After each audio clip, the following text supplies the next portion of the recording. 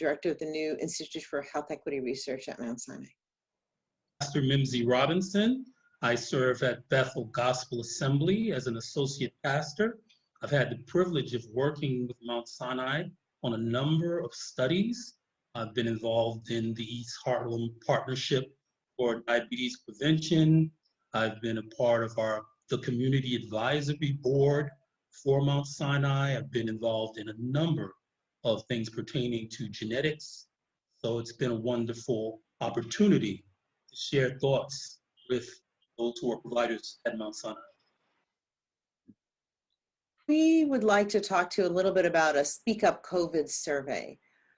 This is one of the first projects to launch as part of Mount Sinai's newly developed Institute for Health Equity Research.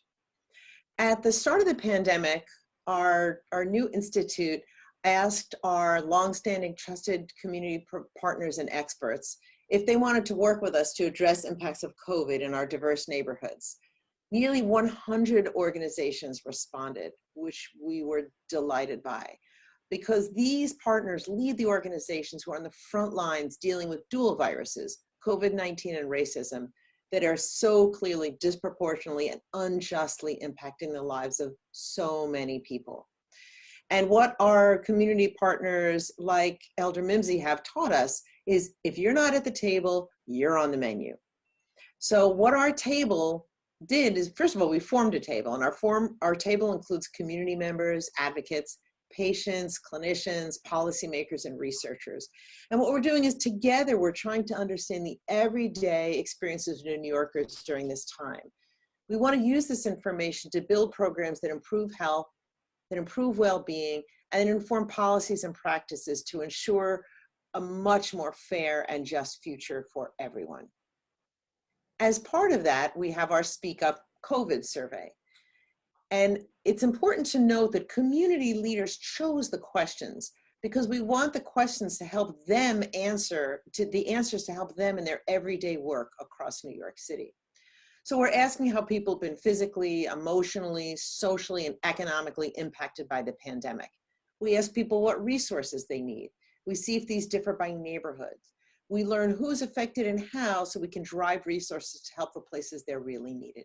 I had the privilege of taking the COVID-19 survey, and I found it to be very interesting. First of all, it asked questions that had to do with a number of things. First of all, health questions, quite obviously, but certainly in the most holistic sense of the word health. We were asked questions about our mental and emotional state. We were asked questions about our financial circumstances and how we've been faring in light of all of the economic downturn that's taking place. Other issues that have to do with relationships, how we're being challenged by the changes that are occurring in the society and in our communities. And so I found it, first of all, thought-provoking. But more importantly, it's not just the what of the survey, but the why that particularly interested me, and I'm sure interests many of those of you who might be thinking about taking it, this is to allow Mount Sinai to have feedback from particularly Black and Brown communities, some of the voices that aren't always heard in research. And something to that effect makes me very glad. I've been pleased to see Mount Sinai's development over the years. Their outreach to, again, Black and Brown communities has been very, very inspiring and very important to me. And I'm sure what they're doing will be greatly impacted by it. I've seen the way in which Mount Sinai has taken into account that which they've learned from studies such as this. And I expect that to be the case here. The kind of survey that we are putting out, the Speak Up on COVID survey, is not a Mount Sinai survey. It's not research for research's sake. This is a community academic partnership. In this specific case, community leaders are the ones who said, these are the questions we need answers to. And those are the questions that are on the survey. So Mount Sinai is kind of a support system behind it, to allow, to build the survey, to put it out there, to analyze it. But the questions are by and for the communities who are so disproportionately and unjustly impacted by COVID and by racism and by all the sequelae that have happened due to these over the, due to racism for many, many, many years. So the questions we ask are the questions the community wants asked, that they want answers to. And I'll give you some examples of them and some of the answers we're starting to hear now in the early stages of the survey. We are seeing that folks are really struggling emotionally. The rates of anxiety, depressive symptoms, and PTSD or post-traumatic stress disorder are unbelievably high, unlike nothing I have ever seen, higher than I've seen in people returning from war. This is really important to know, and we need people to keep contributing because we want to have big numbers to show policymakers, to show clinicians, to show researchers, to show people leading systems. This is what's going on in our community. We've also looked at what resources people need. The top resources people need are food, mental health resources, and physical health resources. And we need more information about what people need because we need people to stand up to be counted, so we have good counts of what people really need, and we can share this information to help these needs be met. These are the top things that we're asking in the survey, the top things we're learning from the survey. And what we're encouraging is all kinds of people answer the survey, because as Reverend Mimsy said, too often diverse populations are not counted. It's people who look like me and have jobs like I have who are answering these surveys.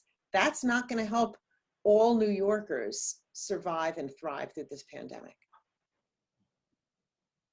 Many of us have been greatly impacted by COVID-19. And certainly as a pastor, I offer condolences to many of you who have lost loved ones. Our congregation lost over 6 members. A number of our members lost family members. The impact has been great. My own sister-in-law wasn't afflicted by it, fortunately recovered, and also a niece and recovered. So it's certainly not something that's distant thought, but something that is very pressing and absolutely in that we are now moving back into the fall season. We certainly have concerns about a resurgence and the likes. So at the end of the day, this has been, the devastation has been tremendous. Just to highlight the devastation, right near where I live in Harlem, there is a vegetarian restaurant, or I should say was a vegetarian restaurant. Both of the owners, who basically serve as the workers for that particular restaurant, perished due to COVID-19. And so, or I should say during the season. And so it's amazing as I walk the streets of Harlem. One day in particular, I was amazed by the number of street memorials that I saw. And I could not, of course, be sure that all these individuals perished due to COVID-19 because that wasn't made clear. But I certainly know that a number of them did, because it was an uncommon sight to see in one block 6 different memorials on the buildings. And so and of course, candles on the ground. So that to simply say, this has had an impact that has been devastating. We absolutely, as Dr. Horowitz have said, I look forward to how Mount Sinai will develop their health services, and as we've mentioned, the need for mental health services. Thank God for the faith community. Many of you have churches and other spiritual institutions that you're connected to, and pastors and spiritual leaders, of course, offer a degree of counsel. My counseling has certainly gone up, and during this time, a number of individuals, both from our church and outside of our church, have approached me for support individually and regarding their marriage or family needs. So it's obvious there are many needs. Certainly some will get those needs met by health institutions like Mount Sinai, and we're looking forward to the kind of partnerships that need to be developed between, again, the community and an institution like Mount Sinai, which has just a variety of resources that they have made available and will continue to make available. I have a strong conviction that if you're doing research, the people impacted by what you're studying need to be your partners. Otherwise, I don't think your research is relevant enough. I don't think it's going to have enough of an impact. So Reverend Mimsy is my dear friend, my trusted partner. He is wise, he is experienced, he serves the community, and the community trusts him. He is the power, and he is the truth. If I don't work with people like him, my research will not resonate. It will not ask the right questions, and the answers will not change systems. That's why we do this kind of work. So when we ask people to answer the Speak Up on COVID survey, we also have a survey for community organizations so they can show how they're faring through this. It's so that it has a direct impact on communities. It's because people like Reverend Mimsy said, these are the questions we need to ask. These are the answers we need to be able to give. So that's the only way I see research that's going to improve the health of communities and that's going to address social justice actually being successful.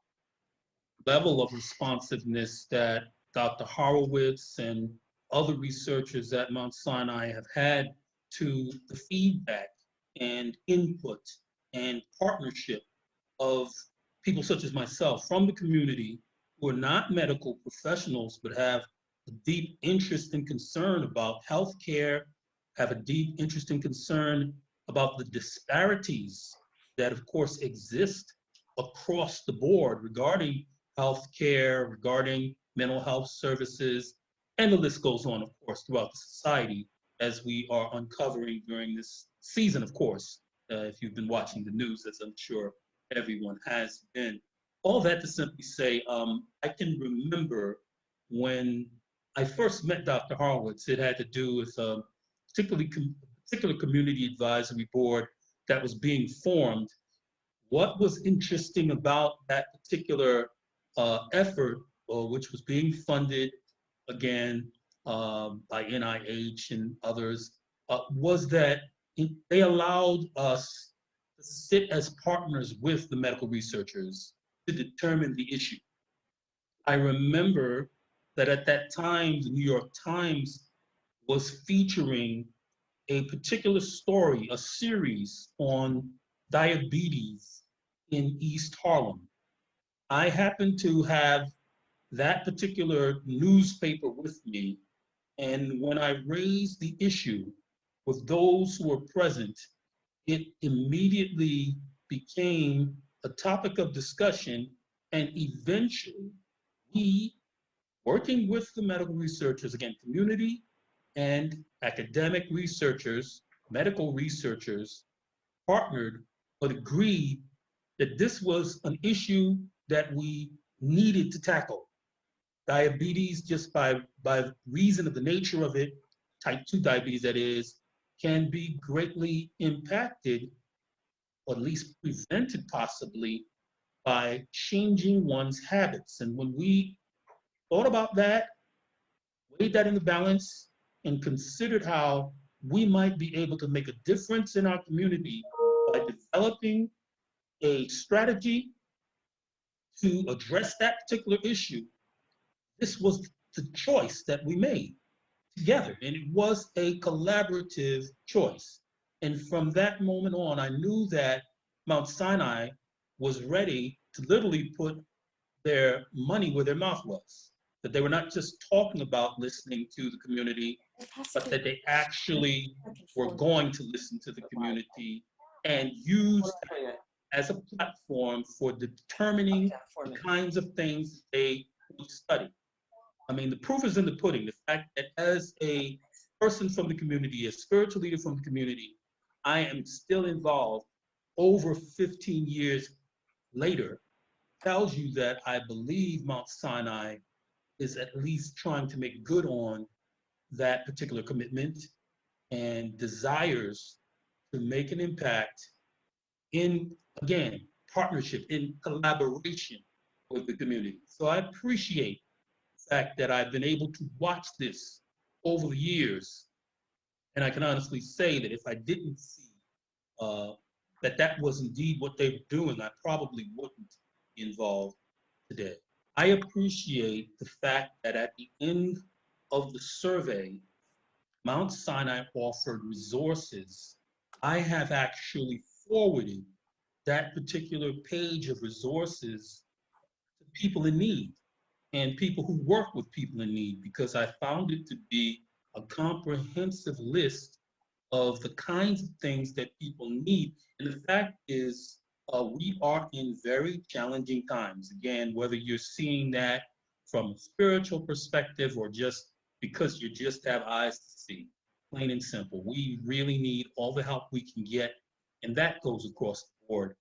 Certainly, our Black and Brown communities have been impacted in some of the worst ways by the things that are going on presently. So I appreciate the availability of these resources, and I appreciate the fact that Mount Sinai has made a commitment to being a part of the solution and not a part of the problem. We have a link that you can see. We'd like you to take the survey and ask your friends and family to take it too. We also have a website that we will share with you, speakuponcovid.org, which has resources to help you during this time, shows you where you can go. And also there's an area where you can just give us any feedback. If you have ideas of what you think we should do, what you think we could do, please help us there. And thank you. And please be safe and be well.